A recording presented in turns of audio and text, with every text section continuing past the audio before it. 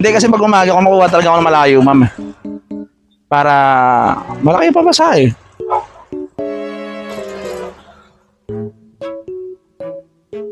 Anong kuhanin mo dun, ma'am? Ano?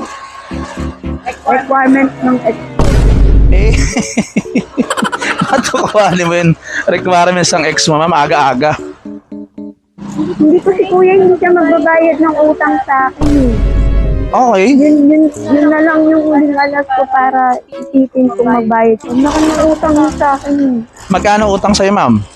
10K. Okay. Ba't siya nag-utang? Anong meron? Nung kayo pa, inutangan ka, ganon. Sa bagay, kung ex mo na, hindi naman papautangin ng ganon eh. Totoo ba? Oo.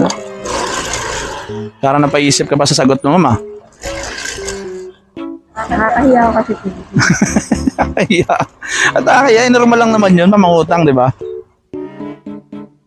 Ano? Tumira kasi siya sa akin ng 5 buwan. Dito, ma'am. Hindi, sa Cavite. Taga-Cavite talaga ako, kuya. Okay. Ano gagawa mo dito, ma'am? Para hindi siya bumalik doon. Nandiyan ako sa tita. Okay. So, kukuhanin mo na yung requirements niya para mapilitan siya magbayad sa'yo, gano'n?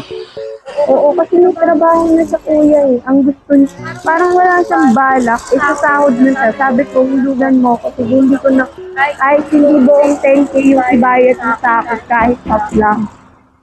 Hindi siya makakapagtrabaho kasi dahil sa akin. Okay. Sa akin siya nag-umpisa eh. Ba't malaki naghiwalay, ma'am? Anong meron? Eh, may trabaho na pala siya. Naghiwalay kayo. Hindi Sino nag-cheat, ma'am? siya. Talaga ba? Charis lang, ma'am.